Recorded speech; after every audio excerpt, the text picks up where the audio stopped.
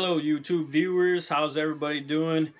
I'm not gonna have a fancy editing, and this is my background music, which I'm just playing off my TV, and it's on satellite or whatever right now, so it works for me. Hope it works for you. And I've browsed YouTube many different times for all sorts of things, and yeah, I find it useful for a lot of things, but with vaping and the vaping channels, it seems to only be a few people talking about a few things, and it seems like, you know, they don't really answer all the things that I'm looking to get answered. And I'm not going to claim that I can do the same for you. I'm just going to go ahead and give you my opinion on some of the things that I've noticed. So as you can see right here, I got the Kanger, is the brand. Subbox Mini must just be the box itself. And I'm pretty impressed. This is the white one. I wanted the black one because the black and red just looks really good together. But I'm no complaints with this one whatsoever. And from what I've seen, it looks like some of the red rings can sort of be soft and, I don't know, sort of get chewed up a little bit. And this is what the unit itself looks like.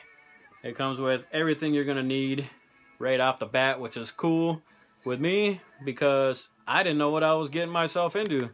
And right now, I am running at 31 watts.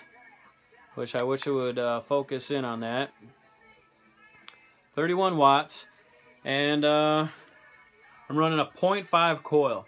Which, with one of these things I've noticed is you see a lot of coil builds and you see a lot of building going on, customization going on with a lot of people and their coils. When you first get it, it opens up and it got this cool little magnets right here, this little box. So I've kept the box just for that convenient, nice feature. And inside it, everything was stored in there nice. The unit itself, and then the tank, which was really nicely packaged in my opinion. And you get all your regular paperwork and hardware, which wasn't very much help because I didn't use it. I went on YouTube. And when I started getting confused is when I started getting like a burnt taste, and it just wasn't tasting good anymore. And I'm like, oh man, I guess time to go see what I got to do to replace my coil. And this is basically what I saw is this. Is this even the one? Yeah, I'm pretty sure this is the one. You know, I saw most people taking this thing apart and wrapping a coil up like that, fastening it down to screws, and then stuffing the cotton, which they do provide you with cotton in here as well. And it's that Chinese organic cotton, I'm sure. This is the Kanger RBA that they put on there. And I was like, oh man, I'm gonna have to start building these coils, and I'm gonna have to start being all neat and cautious about what I'm doing, and hopefully I don't mess up too many times on the first time because I have no clue what I'm doing, you know. So I'm like, okay, well, let's watch this video. And I watched it right off the bat, watched the whole thing. I was like, all right, I'll go from there. So yes, this piece here was familiar, the rounder piece with the little holes on the side, and you can see the coil inside there and open on the end. And then inside here they give you a nice little kit with the screwdriver, a couple coils, and an extra tip, which the extra tip is again another piece that's nice and extra that they give you. I do appreciate everything that Kanger gives you right off the bat to go ahead and boom, get vaping and be on your way. So then as I took apart my unit itself,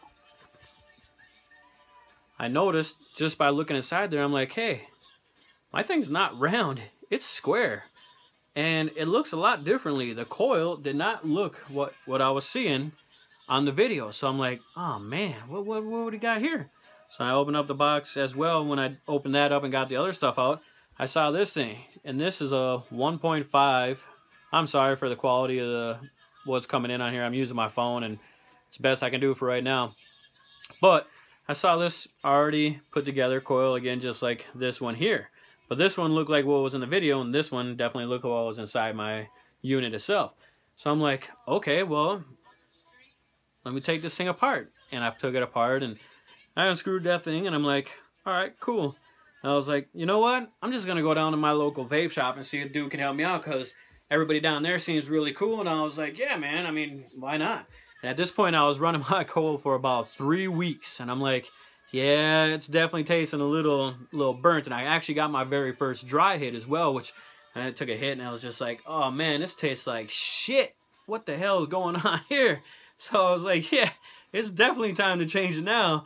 And I went down there, explained everything that was going on. He was like, yeah, man. He was like, how long have you had it in? I said, 3 weeks. At that time, I was only vaping at 23 watts. Here it is 2 months later, and like I said, I'm at 31 watts, and I'm running a 0.5 coil. I've used these 1.2s. This is a 1.5, but I've used the 1.2s as well.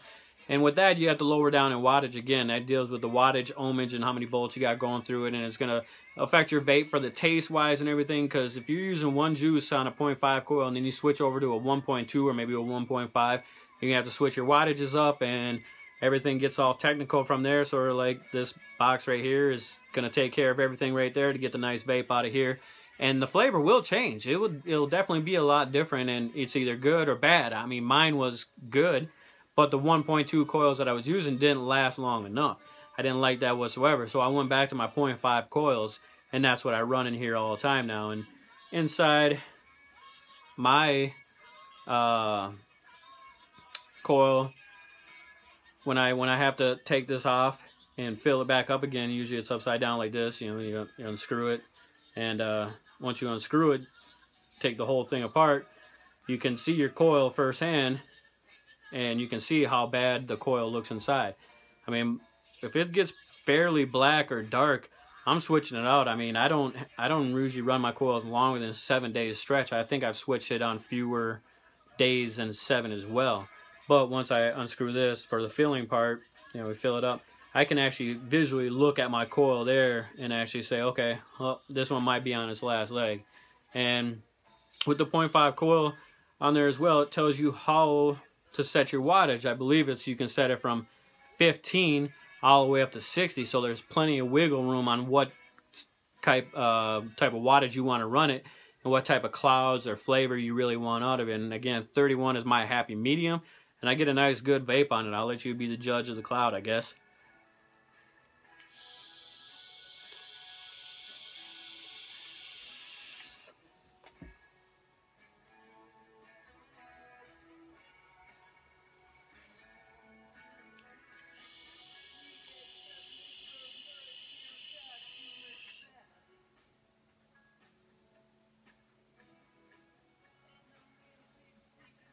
Now, I'm not going to blow smoke rings and tricks and dragons and jellyfish and fucking waves and tornadoes and tsunamis, because I used this to quit smoking cigarettes, and the very first day I bought this, I didn't smoke another cigarette after that. 20 plus years of smoking cigarettes. Bought my very first vape, and game over for cigarettes. This definitely by far was the better choice, and I'm glad I actually took a chance at seeing if maybe I would like it or not. And yes, I like it a lot. I put this Baker and White band on here just like a cell phone case or a screen protector or anything like that, in case this thing does tip. You know, it doesn't last only on the dome piece itself. And I don't think they didn't include another glass piece inside there, which some other kits have. And that's cool of them that they did that, because most things now include almost everything you need in there or nothing. So Kanger took care of it, and this is basically what they classified as their starter kit, which says right there, mini Subbox Mini starter kit. Everything I needed except for that other, in case the glass broke, they didn't include that. But otherwise, for the most part, I'm really happy with this. Hopefully I explained a little bit to you on the coil to use. I guess you can venture off and try whatever you think works for you. Same thing with setting the wattage. If you press, I'm sorry again on the quality, but if you press the button down, it goes by 1s, and then after that it goes by 10s really fast, all the way up to 50 watts.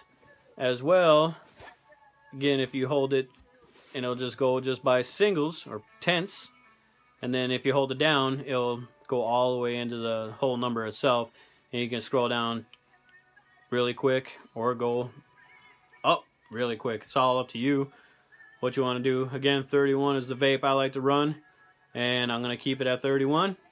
Also, I was told, I think if you press down both these buttons here, nope, apparently not. I thought if you press down both these buttons that you could flip the screen. Oh yeah, it can. If you hold down both buttons, the screen will flip for you. So if you want to look at it one way compared to the other way, you can do that by holding down those two buttons. Other big seller is boom, plug right in just like a cell phone. No buying an extra charger pack and everything else. You just run your regular USB right in there. Boom, charges your battery. This thing here, real convenient. Magnet, everything is magnetic with these things. Slaps right on and off. That's my purple milliamp battery. It's I don't know if you want to call it a IMA 18650. There's 2900 milliamps. That's battery I'm running out of it. It seems to work fine for me. No complaints. And yeah, there's the little black stickers you could put in there, maybe possibly to line your battery or line that so it'd be black and white 100%, and I don't know, just fit the script. But having that little purple in there doesn't bother me the slightest bit. So yeah, I'm gonna vape on, and you guys have a good day.